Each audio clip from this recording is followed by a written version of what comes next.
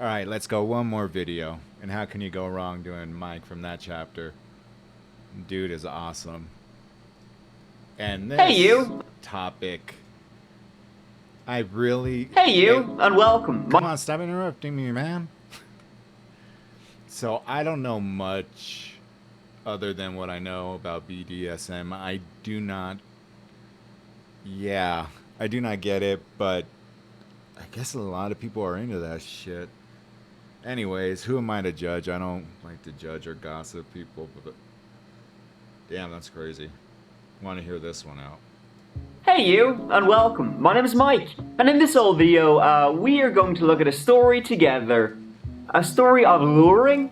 A story of people not being who you probably think they are. Are they ever in my videos? Nope, I won't have it over my dead body. Year 2012, the place, San Diego, and the person telling the story, me. On a Friday, the 13th, I mean, come on. Brittany Killgore was going on a cruise. Was going, didn't go.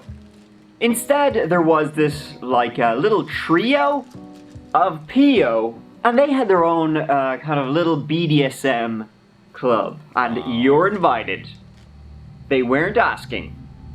Let's give this disturbing affair a go.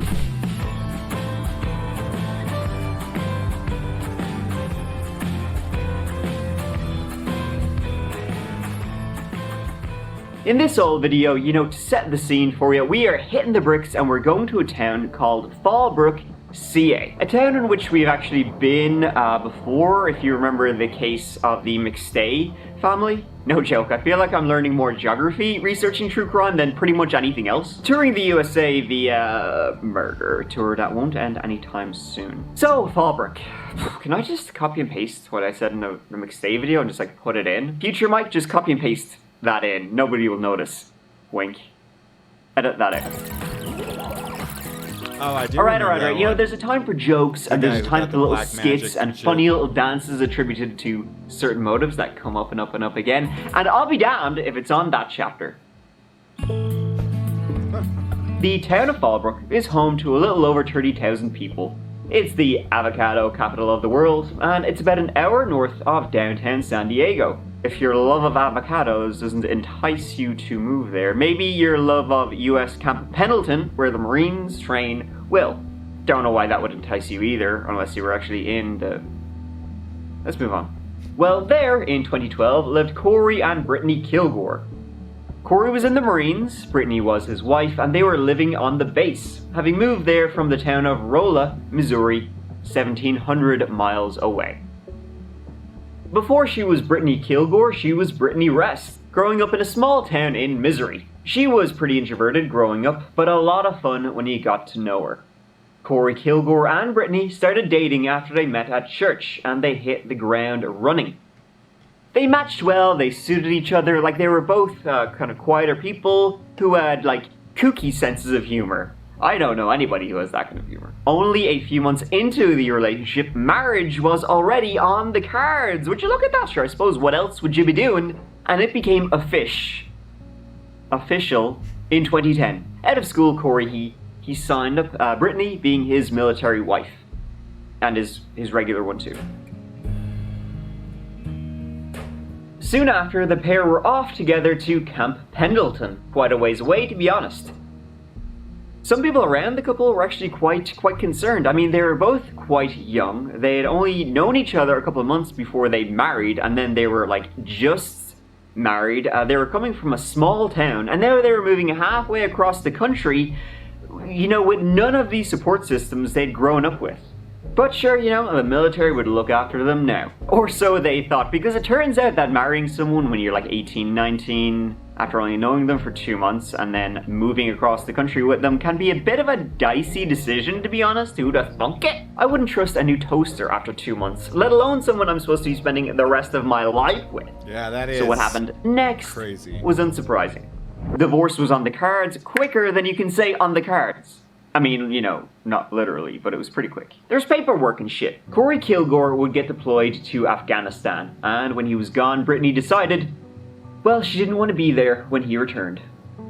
She filed the paperwork, said California, it's been real, and then she booked a flight for the 17th of April 2012 to go back to Missouri. She was going home, you know, she had been there, she had done that, she had got the t-shirt, it hadn't worked, but shit happens. I mean, she was supposed to be going back to Missouri. That was the plan, but a plan that fell through. Brittany Killgore was last heard from on the 13th of April 2012, Friday the 13th.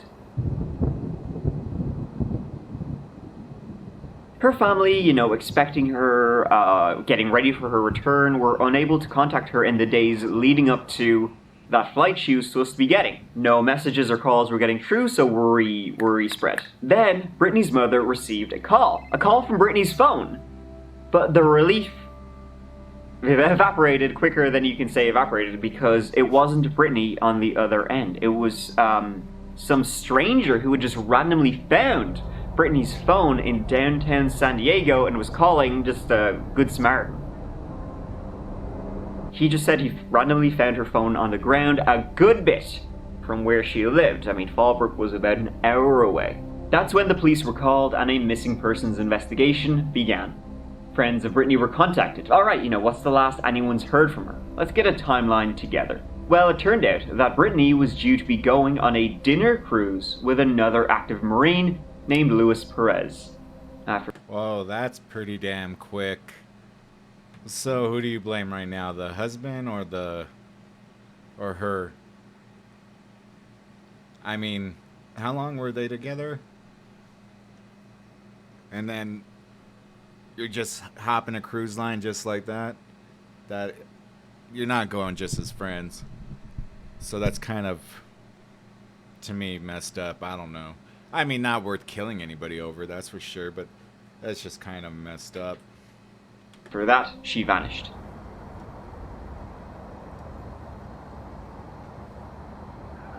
The dinner cruise. By the time I made it down over there, the boat had left already. She decides to get off, and I'm like, okay, I'll go park the car and I'll be right back. And I looked inside the glass front place, looked one side to the other side, and I didn't see her, so I just assumed she hooked up.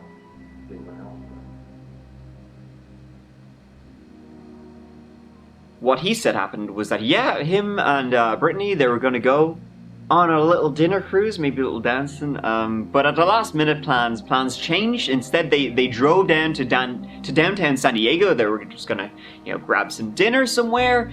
He was driving, they came across essentially the place they wanted to go. She got out, Brittany got out of the car, and he said, alright, I'll be 2 seconds, I'm just going to go park the car, I'll be right back. And then when he got to the place she was, you know, where they were going to have dinner and drinks and stuff, well, he said that when he arrived, only a couple of minutes after her, having parked the car, she was gone. He presumed she had just gone off, met someone else, you know what I mean? He got stood up, kind of. But yeah, he left it at that. The police didn't. Luis Perez was 45 years old and a staff sergeant. He had been an active member of the US Marines for about 16 years at this point. He had no criminal history and was married with a 13-year-old daughter, living on the base. Luis and his wife were acquaintances of the Killgores, not friends, but a fellow couple stationed at Camp Pendleton. They knew each other to see and had the occasional conversation. He quickly became a person of interest in the case, you know, last known person and all that. The police actually managed to get a hold of him, a proper hold around him, quite quickly when they found an AR-15 in the back of his vehicle. An AR-15 that had been reported stolen. They booked him on that. The search for Brittany, you know, then began. She could be anywhere from Fallbrook to San Diego. And that's a shitload of anywhere. The investigation into Luis Perez continued, trying to find any little break in the case. And one thing they found was his predilection for being naughty.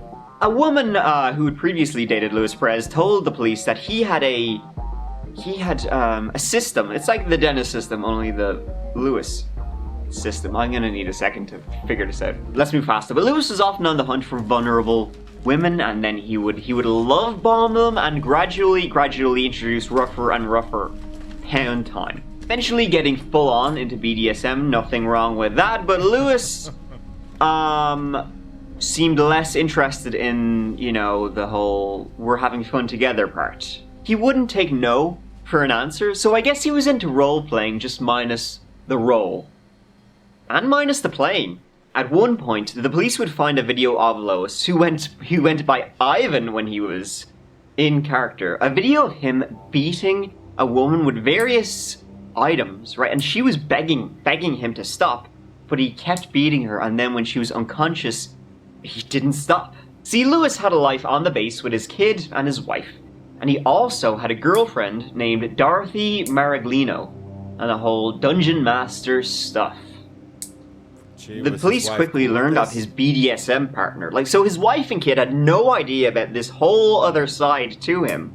His whole rough gimp suit side. Dorothy Maraglino was like his alpha bitch.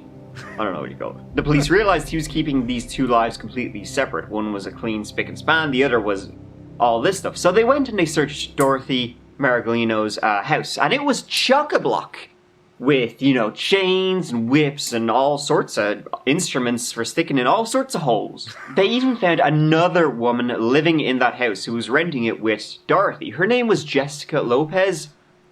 She lived in the dungeon in the basement. She slept in the closet. It seems Jessica had entered a contract with her roomie, Dorothy, and likely Luis Perez too, and was the slave in the triangle.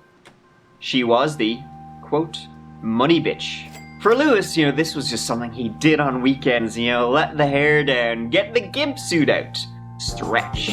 For Dorothy and Jessica, though, they weren't no tourists. This was a lifestyle. This was their whole life, 24/7. Jessica had to wear a dog collar around her at all times and was like the slave, had to clean up and do all this sort of shit. It also seemed that Brittany kind of knew Dorothy, or at least she had been to her house a few times. As Dorothy and Brittany, they had a mutual friend.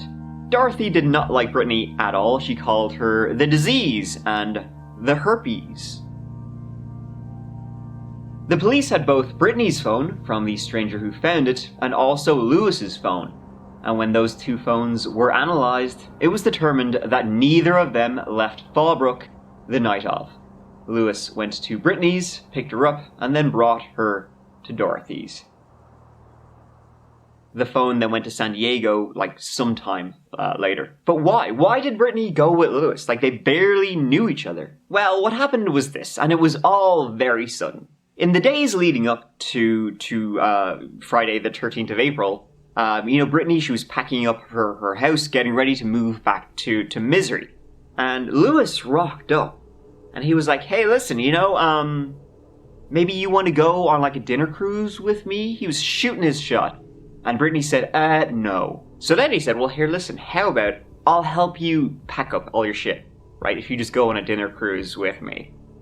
She said, no. So then he said, all right, listen, you go out for dinner with me, and tomorrow morning I will have 5 Marines here ready, big strong lads that'll come up and they'll pack all your shit. Be done in no time. So then Brittany said, for fuck's sake, alright, yeah, whatever, let's go. Brittany texted Dorothy even, as she knew Dorothy and Lewis were together, and she was like, hey, listen, do you mind if I go? And Dorothy said, yeah, go, don't mind, I'm feeling sick, so go. All that. She went. I can't imagine she was feeling too good about it, because Brittany told friends she didn't really want to go. She had a bad feeling about Lewis, and literally, after getting in his car with, their CCTV, 10 minutes after this, Brittany sent one text to a friend that read, help. She was never heard from again. This friend tried calling Brittany that night and received texts back. Texts saying she was having a great time partying and couldn't come to the phone. And the flight she was supposed to be on came and then went. The investigators went back to Lewis's car, and they found bloody bags and bloody gloves. It was Brittany's blood. Also, a stun baton was located too, with both Lewis and Brittany's DNA on it. Things were looking very bad. It seemed Brittany had been knocked out with that yoke, and then God knows what. So then, around this time, a couple of days into the investigation, Brittany missing for a couple of days, Lewis in custody, both Dorothy and Jessica fled that house. The police were doing a search of it, and they were nowhere to be found. The next day, at a Ramada Inn, not too far away, the police got a sighting. It was either Jessica or Dorothy, and hopefully Brittany was still alive, maybe even with them. When the police busted into the room, they found it was Jessica. She had cut herself all over. There was blood everywhere. It looked like she had tried to kill herself, skipping the wrists and just going everywhere else. In the bathroom, there was a note, reading, "Pigs, read this." Beside was a 7-page letter, it seemed written by Jessica, describing Brittany Killgore as a miserable and then saying the police had arrested the wrong fucking person, which, meaning Lewis. It told the entire story, but essentially it came down to this. Brittany was brought there by Lewis, and she wouldn't go down without a fight. And it was Jessica who said she strangled Brittany to death. She then dumped her body in Lake Skinner, which is about a 45-minute drive northeast of Fallbrook. Brittany was found at Lake Skinner shortly afterward. Got a call from the San Diego County Sheriff's Department, and they tell me that the San Diego coroner has positively identified the body that was found yesterday in Riverside County as that of Brittany Killgore, age 22. Her husband, several days ago, was contacted on duty in Afghanistan. He's with an artillery unit. When he was placed on emergency leave, started the process of heading back to the United States. When he started that process, it was a missing persons case. Now, even before he's arrived back in the United States, his estranged wife is confirmed to be dead. One person is in custody on murder charges, a woman, 22-year-old Jessica Lopez. Another potential suspect arraigned today. That is 45-year-old Luis Perez. He has pled not guilty to unrelated charges, but sheriff's investigators say they are continuing their investigation into the circumstances of Brittany Killgore. It looked like she'd been tortured for some time before her death with some of the various items that would have been in the dungeon. Her body was found with ligature marks around her neck, and so she had been strangled to death, and it seemed like someone had tried to cut her up, chop her body up, but had given up halfway. The day Brittany went missing, which was April the 13th, also happened to coincide with Jessica's birthday. The police then, started to theorize that maybe Brittany was a present for Jessica. Jessica, Dorothy, and Lewis were all into the BDSM lifestyle, but at some point it just wasn't enough. They had to keep, pushing the boundaries, but role-playing just wasn't cutting it anymore. They had to do it for realsies. So they had Lewis and Jessica in custody. Jessica was in hospital, but she was swiftly discharged. Her injuries were not life-threatening. It seemed like she had just tried to cut herself up, maybe I'll get off on this. But Dorothy was still missing, and it turned out they had just missed her. The Ramada Inn where Jessica was found, well, CCTV showed Dorothy had been there. Dorothy may have even really been the ringleader. She certainly was the alpha dog. Dog-faced beast would be more like it. Yeah. For example, all over the house were signs and messages saying, do this, do that. Toilet paper goes this way, lights off this way, all, the sort of shite that would drive you nuts. Completely controlling. And then it seemed like maybe, Dorothy had forced Jessica to write that note incriminating herself for doing it. Jessica was her bitch, forcing her to take the blame for the entire affair. But where was she now? She was across the country, and police called her. To talk to you and see what was going on. Okay. Was Brittany ever at the house that night? I did not see her at the house. Are you sure about that? Yeah. So, how many times you had the question? I'm not going to give you a change my answer. Dorothy had gone all the way to Virginia and then disappeared. The police were unable to track her down for a few weeks, and when they finally relocated her, she was back in San Diego, staying at a hotel near the airport.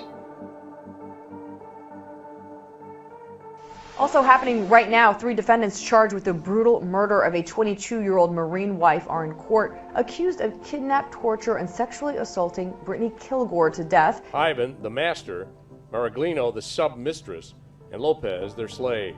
All were in custody, charged with murder, torture, conspiracy to commit kidnapping, and attempted sexual battery. Prosecutors say the sadistic, sadomasochistic murder of Brittany Killgore was motivated by sexual and emotional fantasies of 3 disturbed people who are practicing a slave-master bondage lifestyle. Rape the women, destroy the reputation, take their possessions, when you deem, take their last breath. These are words that were written by the defendant on the day of the kidnapping, and therefore the motion to dismiss all counts is dismissed. It was a last-ditch effort by Dorothy Margolino to have her case dismissed by a judge before the murder trial begins. Margolino was arrested in May of 2012, along with Marine Luis Ray Perez and Jessica Lopez, for the kidnapping, torture, and sexual battery of a 22-year-old wife of another Marine who was at the time serving in Afghanistan. Prosecutors say the 3 accused lured Brittany Killgore to go out with Perez on a dinner cruise that never happened, and the young woman would never be seen alive again. The trial began in 2015. All 3 of them, Lewis, Dorothy, and Jessica, were tried together. The prosecution's evidence was really circumstantial about what happened that night, what exactly happened. But they had a fair idea, and all were involved. While the defense was saying Lewis and Dorothy were out of the house when Jessica killed Brittany. Sure, Jessica even wrote the letter herself. But Jessica was also a patsy. And Lewis, after all, was the one who kidnapped her and left her there, but Dorothy was in control of the entire operation. That makes as much sense as it sounds, but that's what the defense was trying to do. You know, each one, like all 3 were on trial at the same time, but each had their own lawyer, and all were saying, oh no, the other person did it though. Oh no, the other person did it though. Oh no, the other person did it though. Defense attorneys disputed whether Killgore was ever inside the Fallbrook house with a sex dungeon like this one, where the prosecutor says she died. There's no DNA, there's no hair, no skin cells, there's nothing in the house. There's absolutely no evidence that anything happened in that house. Lopez's attorney claims the suicide note she wrote was to protect her master and mistress and was a coerced confession. It was a circle of blame, but no matter what, all were involved. All 3 were found guilty. Good. Each received life without the possibility of parole. I would like to take this time to thank my family and those friends that stood by me during this horrible and trying time. I appreciate your prayers, your love, and your compassion. I will never forget your kind words of encouragement. Those that know me know I have never raised my hand in anger at another soul. To those that at best turned their back on me, I have nothing but love and forgiveness for you. I forgive you all.